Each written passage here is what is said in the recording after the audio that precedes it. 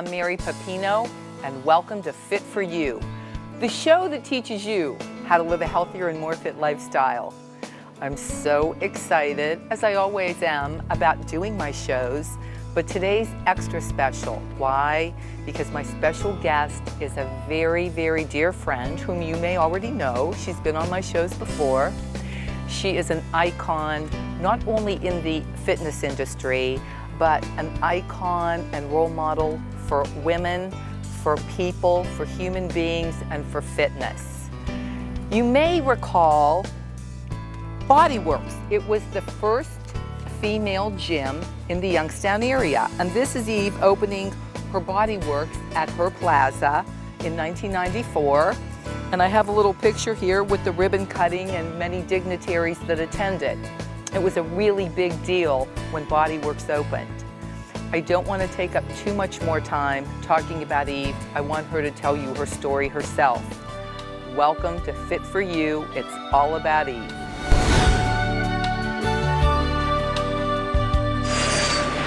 It is my honor and my pleasure to introduce you to my dear friend, my idol, and someone who I truly love, Eve Bevilaqua. Hello. It is so exciting to have you today. And as I noted in my intro, we started to discuss your history in fitness before we were going to do our last show. And it was so impressive that I said, you really do deserve a show dedicated to you. And you know what, Eve? You're such an inspiration and such a role model for so many, and especially the ladies in our audience for this show. I think you're really going to be inspired. I hope so. By the end of today. And you wanted to make a little comment as you were talking about what today's all about. This is so much fun to do this. I had to go through my history and find out things that I did 40, 50 years ago. And it was so much fun, and I think that you should do that. I think everybody in our audience should do that. Either make a tape or a recording or write down your history. You know, maybe your great-great-grandchildren will find your history and they'll say, you know what, that little Susie is just like Aunt Mary. Exactly, and you know what else it does? And it's good for your self-esteem, because sometimes, you know, you get in the doldrums and we go through difficult times and we think, what have I really accomplished in my life? And you probably have accomplished a lot more than you realize. An awful lot. I was surprised when I went through my stuff and I thought, did I do all that? And I'm sure everybody would feel the same way. So make a record of your history. Well, and I don't like to read from notes, but there is so much here that my assistant Ryan and I worked really hard to organize. And this is a surprise for me, too. I don't know what she's going to ask me. Yes, it totally is. So I have to work through my timeline here. We're going to divulge your age a little bit. Born in the 1940s in Youngstown, Ohio. And very fortunate as a child, just kind of fell into a family that lived a natural and healthy lifestyle, right? Mom cooked great food. Yes, we had a garden, and my dad was into vitamins and holistic living ever since I could remember. What did your father do for a living? He was a steel salesman, and he had a steel company in Mississauga, Ontario. But when I was very young, he sold Hoover sweepers. We owned a gas station on Glenwood Avenue, a Texaco gas station. He was a Nichols bakery man. He worked for the United States Post Office. He worked for the FBI for a while. What an interesting gentleman. Yeah, he was a very interesting guy. We lived in Miami, Florida for a while because he was down there doing business with Cuba. Now remember that, audience, because we're going to come back to that. There's a little history here as to Eve's background there too. We talk about all the things you did, and you know it's what kids used to do. But you were the so-called beautiful tomboy, climbing and jumping out of trees, riding bikes, sledding, skating. Those are the kind of things that, you know, and we have available to us today that so many of our kids and adults aren't doing, that we can partake in, even in this, our lovely little area of Youngstown, Ohio. Yes, and you know what, Mary, in those days, the boys and girls played together. I had a big backyard, I had a bat, I had a baseball, I had a glove, and if the boys wanted to play, they had to allow me to play. I love it. Now, you also ran hurdles, but ran into a little hurdle in that, right? Yes. When it came to track. Yes, because girls weren't allowed to be in track in those days. That women were not athletes in the 50s.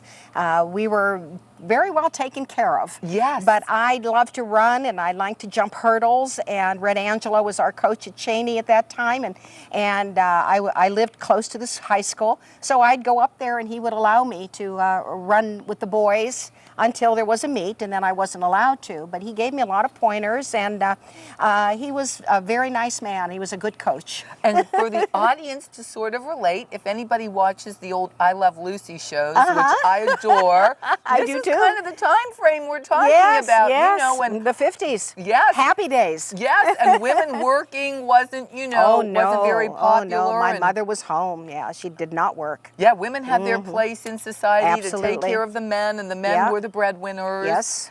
Okay. 14 years old. Let's talk about Florida a little bit. You're living in Florida December through May, and you're shopping in Burdines, and you had a lovely little experience. I think it was kind of a beginning of the modeling. Yeah, it probably was. A lady just walked up to me and said, we're having a teenage show to show new fashions for young girls. Would you like to be one of our models? Well, of course. Wow, that was so much fun. I said, yes, I would, and my mom agreed to it, surprisingly. And I was in shows at Burdines almost every year for about 3 years. And for those who don't remember, the really beautiful department stores did fabulous in-house style shows, and it was really a big deal. Oh, it was. If you were asked to be a model, I mean, it was all about, how you looked and how you carried yourself, and that's how they promoted their clothes. Yes. You didn't, have the other advertising venues and things you had today. And I mean, you really wore them and showed them, and that was probably one of their strongest marketing tools. It was fun. It was fun. And it was charming. I loved it. Okay, then after modeling there, you come when you're around 18, 19 years old, you're back in Youngstown, you're attending YSU, and you start to do a little bit of television. I worked for WKBM. And how did you get started I was with their that? receptionist, and they allowed me to do some commercials, and I remember I did commercials for American Home Improvement, and I could not get the word aluminum out of my mouth. And the first time they said they had never had so many takes because I just could not say aluminum home siding. I couldn't get it out, but they worked with me and I finally did say it. I was also on the Jerry Ducey show. At that time, the Three Stooges made a comeback.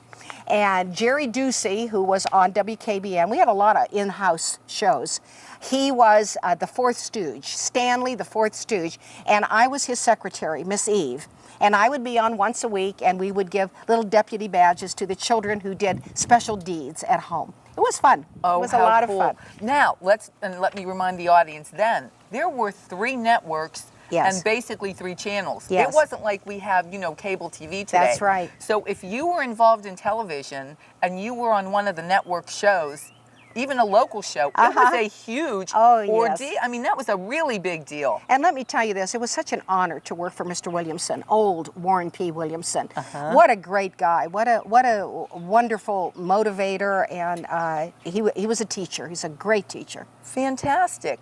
Well, then that led to a really big break. Now, I hope I have the timeline right. Okay. Because now we're going to talk about New York. Okay. And we're going to talk about Colgate-Palmolive. Yes. So you were selected as one of the choice soap girls. Yes, there was Tell us about this. an employment agency in Youngstown, Ricky Wheaton, and they had an interview, and I was chosen as one of the choice girls and went to New York City. Now, they were interviewing girls all over the country. Yeah, this was not local. Yes, okay. yes. I mean, it happened to be, we were one of the locals they were using, but you made it as one of the 3 from, There was another girl from the area, too, that also made it, Judy Yerke.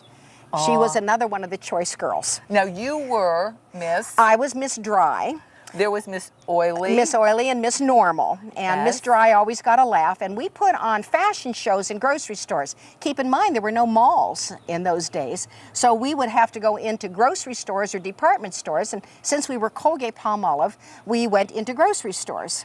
And we modeled. I was the skinniest of the girls, and we had other models too, so I always got the bikinis. I was skinny, but I still had these. So I always got the bikinis.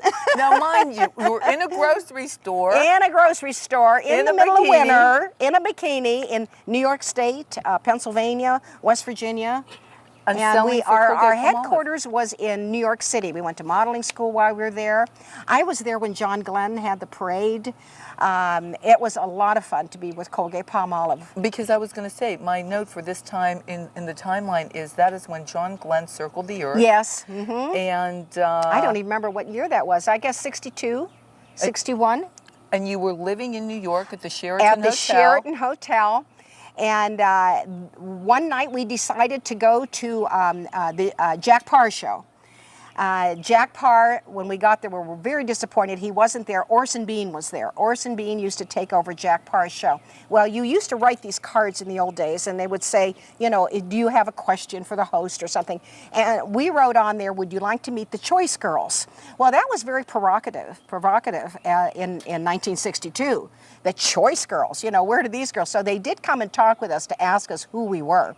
But when Orson Bean talked with us in the audience, he said, we have the Choice Girls here. Well, everybody had a good laugh. And of course, when I said I miss Dry, there was even more laughter. But we did get to be on the Orson Bean show in the audience. It was fun. That is fantastic. Yeah, a lot of fun. And talking about your day during this, I believe it was a 6-month period in New York. Yes, for the Choice Girls. Yes. You started out with breakfast. Now, was it a healthy breakfast? And No, we got, am I allowed to say this? You are allowed. Go right ahead. I think you're allowed. We had our choice between a Bloody Mary, a bottle of beer, or scotch. Well, they used to refer to me as the corn-fed Ohio girl because I didn't know anything from drinking. I was not very bright and very naive being from Ohio, even though for those few years in Florida. And I decided, well, I didn't like Bloody Marys. I didn't like a beer.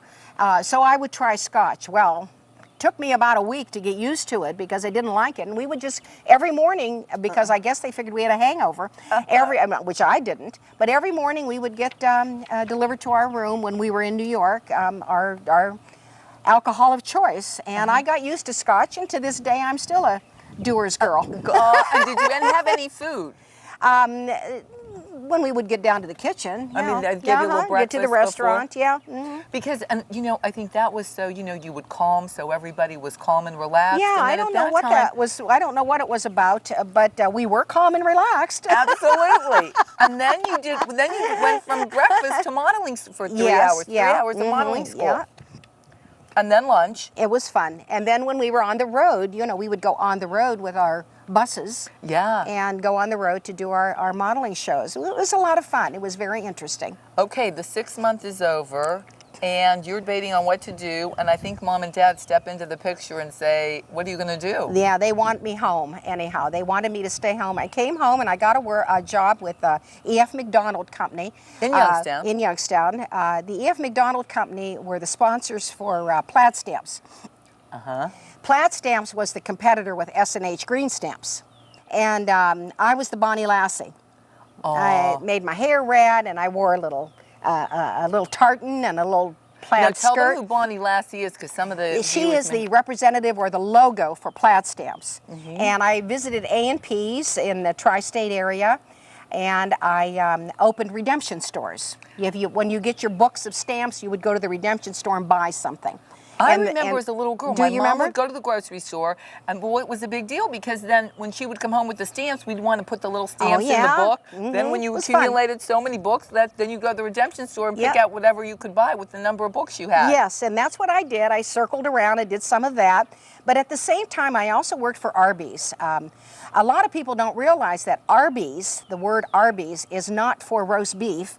Arby's means Raffle Brothers. The Raffle Brothers owned a restaurant equipment business in downtown Youngstown, and they were the ones who started Arby's. Very successful men, Leroy and Forrest Raffle, two of the finest men I ever knew. Leroy and Forrest were the only men that I ever knew at that time in the early 60s that really promoted women. They weren't forward with me. They treated me like their daughter. They were kind, generous, and they really wanted me to stay with the company. I opened Arby's. I opened the first Arby's on Boardman Canfield Road, and I was dressed as a cowgirl, and we passed out free mocha shakes to everyone. Everybody got a free mocha shake. I got hooked on mocha shakes. I love mocha shakes to this day. But they were so wonderful to work for. And then I worked for Jib Jab. They opened a Jib Jab store. Now, they were affiliated with Arby's, right? Oh, they owned it. They owned it. And then they sold it, I believe, to Royal Crown was the first one that bought it. I don't know who owns it now. But they sold it to Royal Crown, and they moved to Florida, so I lost touch with them. But they were fine, fine people. Well, then it led to something else that is a very, very big highlight in your history. Yes. That is phenomenal. Through WKBN, there was a photographer by the name of Bill Ensley, who submitted your photography to a Miss Photography contest.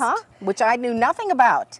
And I got a phone call that said, can you please write us a couple of paragraphs of why you would like to be Miss Photography?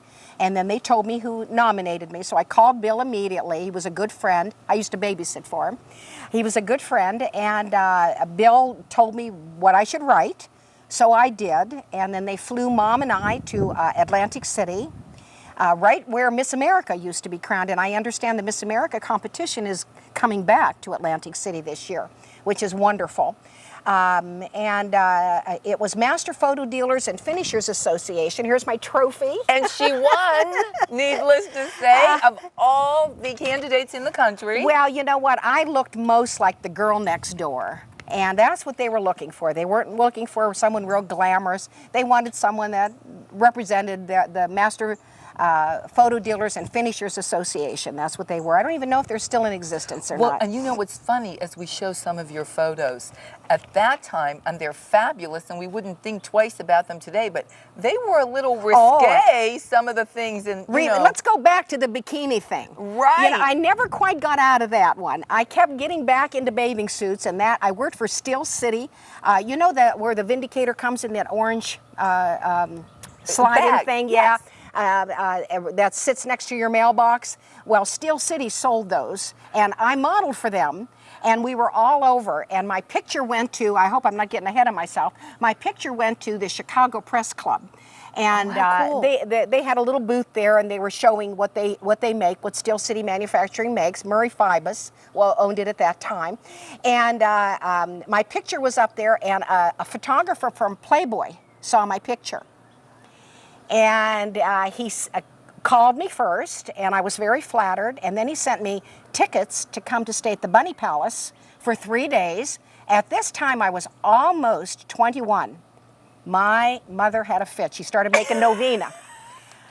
My father was the one who said, no way, no way. For 50 cents, anybody could see you naked. You know, you don't want that.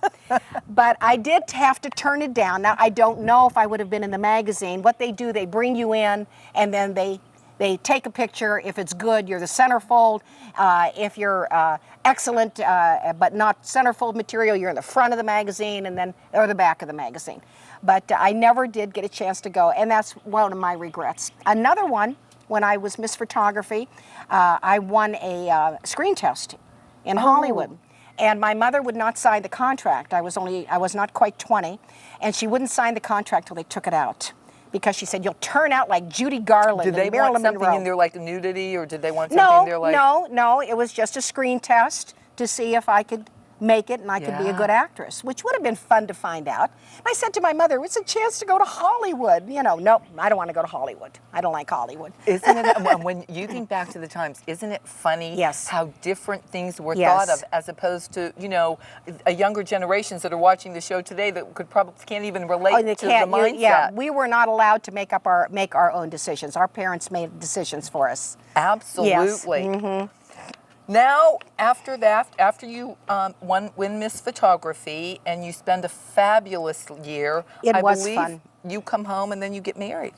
Yeah, I came home and got married. My high school sweetheart was waiting for me, and I came home and got married, made everybody happy. And throughout this whole time, you're staying active, eating fairly healthy because always, that's how you were, yeah. brought up. Yes, yes, And yes. 1966, you have a fabulous son named Joseph. Yes. Correct? My son Joe works for Clear Channel out in Denver, Colorado. My children are my finest accomplishment. You know, I've done a lot of good things in my life, but my children are wonderful. My son Joe is engaged to a beautiful young woman. Her name is Julie. We call her Jules because she is a jewel, Bertrand, and hopefully they'll be getting married soon. But they live together out in Denver, Colorado. My youngest son, who was Stephen. Yeah, my youngest son Stephen has made me a grandma. He was born in 1970. Yes, 1970. He is with Publicis. MRY is the name of his company. It's one of the largest marketing companies in the country. Publicis is out of Paris, France. They have 45,000 employees. He's a project manager. I have a grandson, Valentine, which is a family name. Valentine Bevilaqua.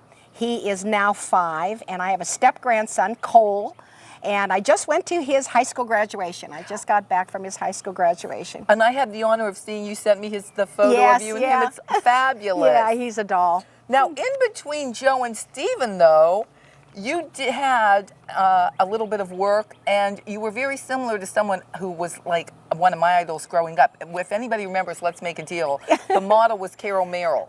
You were our Carol Merrill for Trumbull Supply, right? Yes, I worked for Trumbull Supply for about 10 years. All the while my children were very small and through my pregnancies. And at that time, Mr. Cafaro and Mr. DiBartolo had just built their wonderful malls. And I did my cooking shows right in the mall, because it was microwave ovens came out. No one had ever heard of a microwave oven. They didn't have a clue how to work a microwave oven, and I did cooking shows. And you refused to cook anything that wasn't healthy, correct? That's right. Everything I made was healthy. So you were so state-of-the-art, not only with the microwave, but with the food you were preparing. Yes, and we would talk about health, and I did look very deeply into microwave to make sure that it wouldn't hurt people. And I used to say to people, don't stand right in front of it and watch it cook. Just move back a little bit, because we're not sure what it does yet. Yeah. So don't stand right in front of it. And this is the late 1960s. Yes, yes. And I went to people's homes and taught them how to use their garbage disposal and how to clean it out and how to use their Waste King Universal dishwasher. And a very important thing that you said you still know how to do today, you can fix a garbage disposal. I can repair my own garbage disposal. And you taught women, because remember at that time, the man would do most of the household. You were teaching women how to fix their garbage disposals or their appliances. Well, you know, we were starting to get more modern. I think I mentioned to you that I did belong to the NOW organization for a short time. Yes. I was so liberated that I would tell my mother and my husband that I was taking my son to the library. And then I would go to take my son with me to the NOW meetings so no one would know. Now, so for those that may not know, it's the National Organization of Women, and I think it was started by Gloria Steinem. And this is just about the time women's liberation is starting to come into vogue. Yes, I was with the NOW organization until they started burning bras, and then it got a little weird. So I did, I did get out. You snuck out, so everyone wasn't knowing that you. Youngstown State University had an Earth Day. And the Earth Day was the early April. It used to be Arbor Day, but then they changed it to Earth Day. And at that time, we were marching for the NOW organization and protesting Vietnam at the same time, which my parents really thought it was horrible to do something like that. And so did my husband. Well, I was in the parade. I was pregnant, and I was pushing my stroller with my son Joe in it, and I got my picture taken, and I was in the Vindicator. Well, the gig was up. The gig was up. Now everybody knew. I was punished, yes. A married woman with another one on the way, almost 2 children, and everybody punished me. Knew you were now, into women's lib. I had a really tough time. Well, and you know, the really interesting point of all that is, and we talk about you know, how progressive you are, and you were. you paved the way for I women like did. me to be able to do Yes. what I'm doing Yep. in my, my career. Yes. So we are so fortunate. People don't realize what an important component Yes. you were and Yes. how much you've contributed If to our it weren't success. for women, we wouldn't have the vote. It started with the women's suffrage, and then went to the NOW organization and other organizations. But it was freeing. It was very freeing. And I thank you so much for that. Oh, you're welcome. Hey, 1973-74 starts the official fitness career, I believe. Uh-huh. You started the YMCA as an exercise instructor. Yeah. We started off with about 2 classes a week, and by the time I left, we had like 20 classes a week. I hired 2 girls to work out with me, Joyce Hollandoner and Debbie Van Rees, and we worked out at the Y together, and then after about 6.5 years, the 3 of us left the Y, and we put up a little aerobic studio behind Ernie Hammer's Carpet Company in Canfield, and we started an little aerobic studio. So the early 1970s, you start your fitness career, and this is about the time that Jane Fonda and Jackie Sorensen with Jazzercise, exercise, group exercise is coming into vogue. Yes. Becoming a part of the household. So you started at the YWCA as an exercise instructor. 6.5 years. And then along the way you worked with Bonnie Pruden. Tell us a little bit about who Bonnie is and what she did. Bonnie Pruden was on the first Presidential Council for Fitness. She was a tough bird. She was a wonderful teacher, and she owned a place in the Berkshires called the Institute for Physical Fitness. She held her study classes at Amherst College. So I had an opportunity twice to go to Amherst College. Once I went alone, and once my girlfriend Pat Klein came with me, who later became my manager at Body Works, and we learned an awful lot. I still use the things that Bonnie Pruden taught me. Bonnie Pruden also worked with John F. Kennedy and helped him with his back. And she was a ballerina as a young woman and a skier. She was a very interesting woman.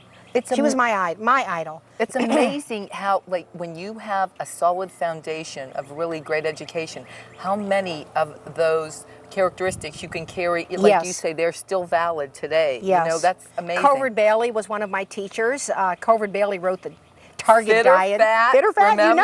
you know him. Oh, yes. What an interesting guy. I really enjoyed his classes, too. He was, a matter of fact, one of the first that came out to start to talk about we have to lower the fat in the diet. Yes, he was. Yes, he was. You pioneered Slimnastics. What was Well, Slimnastics? God forbid we would call it women trying to get in shape or to get strong. The only reason a woman had to get in shape was to get slim, and for her man. So it was called Slimnastics. when I made my notes and when we were chatting, that's the most interesting of that era, right? You wanted to look good for your man. It wasn't about you. No. Or about health and fitness. You had to look good for the guy. Not that we still don't today, yes, but that's that's another story. We don't have time for all that. Oh, by the way, on Bonnie Pruden, I want to go back to one thing, because there's something else that she was a proponent of that's become very chic today. I'm not sure I agree or disagree. I defer to orthopedists and podiatrists, but she was a proponent of walking barefoot and jogging barefoot, wasn't she? Yes. When we were at Amherst, we were told not to wear our athletic shoes to the gym. And we had to walk over gravel. We would come out of the dorms and walk over gravel and hardtop, and then in the gym, and we were barefoot. She really, and now today I see these new tennis shoes coming out for running shoes that are just a rubber to cover a bare foot. She was really big on that, and that was when I went home and took my little boy who was in orthopedic shoes out of those orthopedic shoes and said, start walking with your bare feet, and his legs were better then. You're kidding. Yeah, well, that worked for me. It might not work for everybody. Right. Excuse me, but it worked for me. You also pioneered something that's a real passion of mine. Everybody's so hung up on the scale. Yes. And I'm all about, measurements and percentage of body fat and being fit. It's not about being a specific weight. You did one of the first body fat studies, right? Yes, I was working at that time while I started Body Works at Ernie Hammer's Carpet Company with Debbie Van Rees and Joycey Hollandowner. I also worked at the same time at Park Vista. I was their, I think they called me their fitness director for about 3 years. I started lifting weights. I had weights at Ernie Hammer's too, at our little Body Works aerobic studio, and I am the world's worst seamstress, trust me. But I wanted weights and I couldn't find them. It's probably the only thing you can't do. Go ahead. I couldn't find them. They didn't sell them. Now you can go to Walmart's and pick up barbells really easy, you know, dumbbells. But I couldn't find them. Women lifting weights? Yes. Oh, they would bulk up. So I made weights out of sailcloth and sand, and I would weigh them, and they were approximately 3 pounds. Well, I was such a poor seamstress that after about 6 weeks, when the ladies would lift those sandbags over their head, the sand would start pouring out into their eyes. So I'd say, "Look down, look down." But that was the only way I could get weights. When I got to Park Vista, I brought them with me, the weights, and then Park Vista saw fit to buy me real weights. They were hard to find, but we found them. And I started lifting weights and doing, watching. I was probably the first one that ever used weights for people. My class was 75 to 96. And I would weigh them and measure them every 10 weeks. And you know what? They grew. They got a little taller, and that's how I advertised my class. I put it in the elevator. Vi grew an inch since she joined Eve's class. Well, everybody wants to be taller, so everybody would come into the class. Well, you have an awesome story. Is that the 96-year-old lady? Yes. Mm-hmm. And she went from 5 feet. Now, mind you, she's 96. Yeah. And she was able to acquire an inch. It was because she just started standing taller. She got a little bit of muscle in her spine, and she had more confidence. Absolutely. You know, when you exercise, you have more confidence. So she did very well. I also did exercises with people that were bedridden. And I always took body fat. We used to use the old-fashioned calipers, and I'm which sure I a lot still of people love. Yeah, they're probably the best measurement. If you know what you're doing. Yes, and I would tell my boss, you know, I have noticed that when I do these calipers on people that are bedridden, or even if they were comatose, we would go in to work their limbs a little bit, that when their body fat got to a certain percentage, that within 48 hours they would pass away. And he got a hold of some people at Case Western Reserve that were residents, or interns rather, like students at Case, medical students, and they came out to Park Vista and we did a study together on body fat. They did some of my seniors that were lifting weights, and it was one of the first body fat studies ever. That is amazing. It is amazing. And you know what's important to note? It is important to start at any age. Don't ever think you're too old. And that's right. That's what I do now. Absolutely. I work with seniors. And if the younger you are, the better it is to start now and start to get in the habit. But it's just amazing the results. Absolutely. You know, you can get. Absolutely. Well, you had Body Works, and then you decided to expand, and your partners did not join you in the expansion. They didn't want to. Debbie had, I think, 4 children, and Joyce just wasn't ready to have her own business. So I built Body Works in the Austintown Plaza. It was very successful. Our grand opening was very successful. Our old Congressman Lyle Williams was there. Of course, WKBN, which has followed me throughout my entire career, they were there. It was great. It was really nice. We had so many people that came to the grand opening. All right, a little nostalgia. You started one of the first exercise class studios. Then you added machines. Yes. So they're not the kind of machines we know of today when we go to a health club, right? What were they? We had those things that you wrap that vibrator around you and you stand there and your whole body vibrates. Yep. And then we had these rollers, and you would sit on the roller so you could lose your butt. Yeah. Or you would straddle the roller so that it would exercise your inner thighs. But you didn't do any work. Like the machine did the work. Machine did the work. You just stood there or laid there. Well, that didn't last too long because I figured that out pretty quick. Yeah, the results that wasn't working. One of the things that I'm very proud of at the first Body Works, I was one of the first women that ever did self-breast examination classes in public, in a public studio. The American Cancer Society got a hold of me and asked me to do studies and to teach this, and I did. I had a gal, I still have the letters because they were so moving to me, a woman that did find a lump and wrote me a letter to thank me because she would have never known.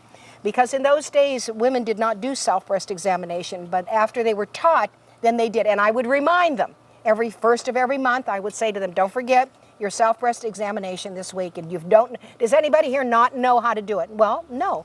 But we're at all women's gym, so it was easy to be able to. And it was, I think, the first, one of the first in the country, Yes. definitely the first in the area, all women's gym. Yes, and there all weren't, women's, I don't know yeah. if there were any, if there were any even around, but I think that's a very yeah. important point too, because women sometimes are a little bit Well, uncomfortable. especially in the 70s. I mean, they were just coming out. We were just, I'm coming out. They were Yes. just coming out and learning about themselves and getting a little bit of freedom. But they still had to be taught how to be free. So we had, at Body Works, it didn't make any difference if you were black, if you were white, if you were a Muslim, if you were a Jewish lady, if you were a Christian lady, whatever your religion was, once you walked through those doors, we were just women. And I can remember teaching a class at the new Body Works when I opened Eden Place Plaza. Now, was that Hubbard? No, this is Austintown, but it's the new Austintown one. Hubbard was in between there. This is the 6 one you years. and your ex-husband built. Yes, Okay. yeah, that was in the Baldine Plaza. Yes. Very nice place. Was only lasted 6 years, but it was a fun time and it was a good time. Now, which only lasted 6 years? Hubbard. Okay. Hubbard Body Works. Okay. Then I built a bigger gym so that everyone could incorporate into this, into the big gym. So my Hubbard people, which was only, the freeway was in by then, my Hubbard people could come and my Austintown people could come as well. And it was 10,000 square feet instead of the 5,000 that I had in my other gyms. And surprisingly, most of the Hubbard women did come. They carpooled and we had a wonderful time. As I was saying, I remember looking back on the treadmill and seeing 3 girlfriends of mine. One was a Jewish lady, a Christian Lebanese girl, and a Muslim girl. And they were on the treadmills together, laughing and talking. And I stopped the class, and I made everybody look. And I said, this is what life is all about, ladies. Doesn't make difference who you are, what religion you are, what color you are. We're women first. And we got to support one another and learn to be together. Oh, and isn't that so true? Yes, it is so true. One of my dear friends, whom I think you know, Linda McNally. Yes, yes. Her favorite saying is, your girlfriends will Yeah. get you through life, you know? Nobody else will come over and wash your toilet when you're sick, but your girlfriend will. Absolutely. We're there no matter what. Uh-huh. Hey, another thing I want to step back and talk about because it was such a progressive innovation. You introduced step aerobics. Yes. And at that time, there were no steps, Yeah. right? So what did you do? Well, Schaffen Center, I called Schaffen Center. Someone had an inn at Schaffen Center, and I told them what I wanted. I had been at a convention and seen step aerobics, and I knew it was going to be a really big deal. Jen is her first name, the girl who invented it. And she invented it because she had had knee surgery and couldn't do her regular aerobics. And I told them what I wanted, and it was, they made them. They made them for me out of Schaffen, and I paid them for them. And we had our little step aerobics until Reebok came out with their nice big ones. But I had the first step aerobics. I had the first stability ball in town too. Tell that story. Yeah, the stability balls, those are those big balls, that you sit on, and they're great for the core and great for your back. We got the stability balls. At first, everybody fell off of them, and I used to say to them, don't worry, you don't have far to fall. The ball's not that big. Some of them would lean up against the back wall, and I'd say, well, that's not a good idea, because one lady did fall back and hit her head on the wall. But thank goodness everybody loved everybody, and nobody sued me. But we did have a lot of fun on those balls. So anything new that came along, we had Bosu balls. That's both sides up. I don't know if you know about Bosu ball. Oh, sure you do. Bosu balls. But we always were the first ones that had all the new stuff. And you know what I think is inspiring to the audience as well? When you have an idea, you have a thought, we've got some wonderful resources in Yes. this area. Find, you know, there may be somebody at YSU Yes. or at a vocational school. Yeah, or YSU does network. the certifications now all the time. It's so big. Yes. You know, fitness is so important. And even if you're not going to get your degree in fitness, just you know, learn fitness for yourself to keep yourself in shape. Yes, and if you have an idea or you have a dream, you know, research it a little bit. Give it a try. There's no such thing as a bad idea, you know? You know, my husband used to say to me, Eve, they can't cut off your hands. Exactly. You know, no matter what you do, you're still going to be who you are. And I that was good advice, because money always scared me. You know, that I was going to be losing money. And I remember him saying that, and he supported me, you know, in my businesses, which was great. That was great. And you supported a lot of women in helping Yes. them start their I've businesses. been up for the Athena twice. Yes. And they wanted to put me up the third time, and I said, please, I don't want to be the Susan Lucci of the Athena. No more, that's enough.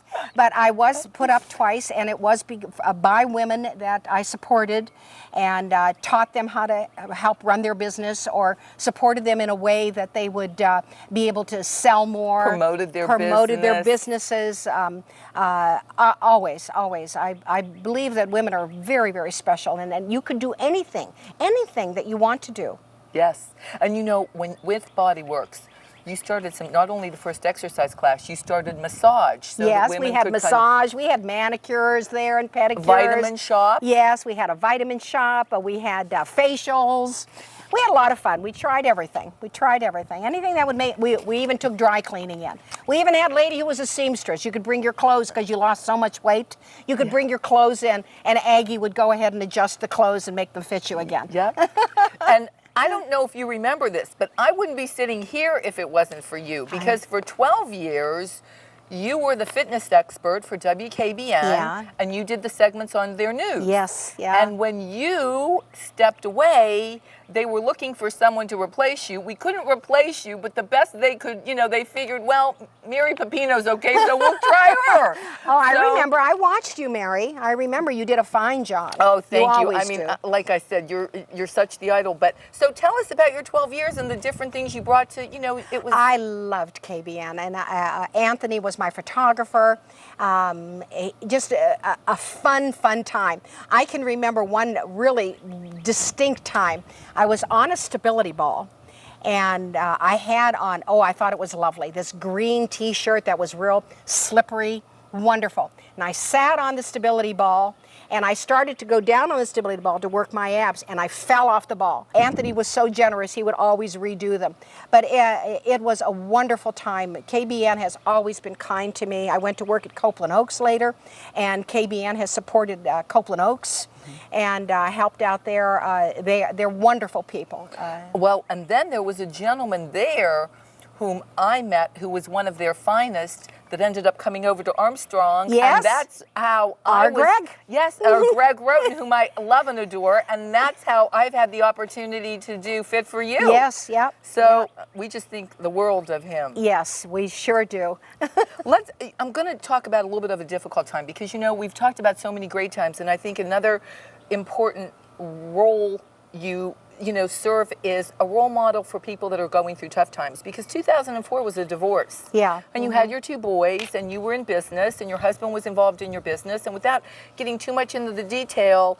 And I was married for 38 years. Yes. That was a long time. It was a lifetime. Yes. And I think we've all, you know, been in difficult times, or been during our lifetimes, been rejected somewhere along the way. Yeah. And it's tough. It really is. I was paralyzed for about a year, and that was when I sold BodyWorks. I sold BodyWorks in 2006, and just didn't want to do anything. It took a long time. My religion, my Lord, is who got me through this. I am a believer, and that's how each step I take, I would say a prayer, and after a while it started to work. And I think you told me the story. You know, you were so down, and you would go outside, and you didn't even want to take a walk. And you said, I'm going to put one foot in front of the other, and I'm going to say a prayer. And then I put the other foot in front of the other. And I'm sure your girlfriends started to Oh yeah, rally your around. girlfriends get you through. And ladies, if this happens to you, no matter what it is, a breakup, a loss of a business, a death, whatever. yes, a death, whatever, a bad turn in your life. Maybe you've become addicted to something. You can get over it. You can beat the odds, and we are living proof. You can beat the odds. It just takes a little bit of time. It takes faith in something, whatever your faith happens to be. And the most important thing is faith in yourself. I learned that I liked myself. I learned that I could actually go to dinner by myself. I could go to the movies by myself if I had to. If there was something I wanted to do. If I wanted to travel somewhere, I could do that. If I felt I needed to drive to Raleigh to see my sister, I'd get in the car and drive to Raleigh to see my sister, or my older sister in Cincinnati. I'd run up to see them. Yes. You can do anything, but first you have to like you. Exactly. And you know, I try to tell people too, we get so caught up in the physical beauty. Yes. And think about this. You could meet the most beautiful individual, and when you get to know them and you talk to them, that's what's going to determine whether you like them or not, how beautiful they really are. Because that physical appearance is limiting. Sometimes it's just superficial, isn't it? Absolutely. And there are some people that may not be the most beautiful according to, you know, the standards of beauty, you know, in the photography or modeling world or whatever, but they are the most fabulous people. But you know what? It's cool when you have both of them. When you're like us, when you're beautiful and are a nice person. Absolutely. And I wake up looking like this. I don't know about you. Forget about the fact that it takes me an hour, This this only took me 3 hours. Absolutely. That's what I said. And that doesn't include our workout time. Oh, I said, we're like Christmas trees, right? You said you get up in the morning, you know, you have to work out, then you have to shower and ornament yourself with the clothes and the jewelry and the makeup. Then at night you take everything off. Yeah. That's my little, it's the way I kind of get through it all the time. Hey, one of your greatest passions, we can't end without talking about senior fitness, because you were into it, like I said before, it was chic. I know it's one of your passions today. You started Copeland Oaks Wellness Program. You're their wellness director. Built them a gym. Yes, did all the programming, and I'm retired from there again. But I'm one of our dear friends. You passed the baton to somebody. Yeah, Susie Bledgy, who I absolutely love and adore. Who, by the way, was going to try to be here, but she had to work. So she sends you her regards and just loves you. Good. I love Susie too. She's a great gal, and so many times in corporations, I always say that when a 10 in the corporation quits, they tend to hire a 7 because they don't want anybody to outshine them. Yes. But with Susie, I was a 10, I hired an 11. So Susie's doing a wonderful job out at Copeland Oaks, and I love Copeland Oaks. I still go back when she goes on vacation. I'm called part-time, some sort of part-time. I am also the co-chairman of their big fundraiser that they're having, and I'm going to meetings right now, and I'm still very active at Copeland. Right now, I am working at Sunrise Nursing Home in Poland. I teach one class, Marian Living Center, sometimes Humility of Mary. I help out. I personal train still on Saturdays, and I teach a couple of aerobic classes a week for Ruth Balestra. And I'm still active. I'm still getting around. Amazing. It's like I said, you're such an inspiration and a role model. No, thank you. Now let's talk about what are some of your tips, right? These are your motto, which I love. If hands, we're talking about food. Tell them your motto. If hands made it, then it's all right to eat it. Yeah. Yep. And if it comes in a box or made by a machine, it's no good to eat. Yeah. If your hands made it or someone's hands made it, then it's a good thing. You know, some of these restaurants that we go to are things that come out of a box, and they just put them in hot water. They're very processed. Even in the grocery store, we have so many of those options. But you make it yourself. It's an easy way to stay healthy. Very easy. As far as exercise goes, the secret is consistency. If you don't have an hour to work out for 20 minutes. If you don't have 20 minutes, work out for 10. But you must do something every day. Something every day. If it's running up and down the steps for 20 minutes, if it's marching in place for 20 minutes, you must do some sort of exercise every day. And you know what? I love marching because, like you say, anybody can do it at any age. You're watching, we watch TV. Yeah. Right? Stand in front of the TV and just march. Get Yes, those arms and legs moving. That's right. That's right. Keep moving, and of course, for women that over 50, be sure you're lifting weights. This is a really big deal for us. We need to lift weights. You need to stay strong. You got to get your bones strong. You've got to keep your legs strong, and this is what's going to get you through any diseases that come along or any illnesses that come along. Is your strength. Well, and I try to tell people too, because they'll say, "Oh, you know, how do you stay slim?" One of the big keys to my routine is weightlifting every other day. Yes, I know it is. Because muscle mass takes more calories to maintain, so naturally I can eat more. You can eat more, and I've seen you eat. And I'm a good little eater. I try to stick to the good stuff, but I'm a good little eater. Yes, you are. It's all healthy, good stuff, but you are a good eater. You like yoga? Yes, I love yoga. Especially, I didn't when I was young, but I do love it now because at my age, it's very important to stretch. Stretch is extremely important. I do it every morning, and it's usually between 10 and 20 minutes that I do yoga. And if you I do my don't know, sun there are salutations. Tapes, right? Yeah, there are tapes out there. Yeah, there's books, whatever. Yes. Squats. Oh yeah, if you want a nice butt. Yeah. And we have nice butts. And we squat. Let me tell you. Yes, absolutely. A little simple one. Shake your hands and your feet. Yes, that's right. Just to wake up yourself in the morning. Yeah, just wake yourself up in the morning. Get your legs going. You can exercise even in bed. If you're ill, if you've been ill, you can do exercises in bed. You complain about backaches. You have a backache because you're not exercising. Going to bed with a backache is not a good idea. You got to keep moving. Yes. Take a walk, even if it's 1 foot in front of the other and it's only down the drive and back up again. Take a walk. Keep moving. Yep, and one thing leads to another. You build upon it. Yes, you do. God made these bodies to move. Yes. And we're sitting outside because it's a lovely day, and one of your tips is get outside. Get outside. Yeah, if you can exercise, and even if it's cold, even in the winter, even with my boots on, I'll take a walk outside. Even if we can't see the sun, because in Youngstown we don't always see the sun. Yes. Even if you can't see the sun, getting outside, the sun is there, and it's going to give you that vitamin D.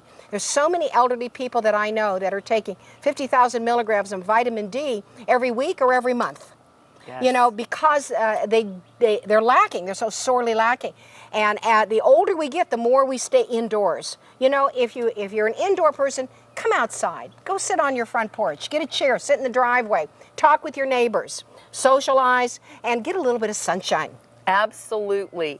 Eve, we could go on and on and on. We could do a whole nother show and carry it on. But I'm sure, and hopefully you'll be doing more shows with us. I hope so, Mary. I thank you. I love you.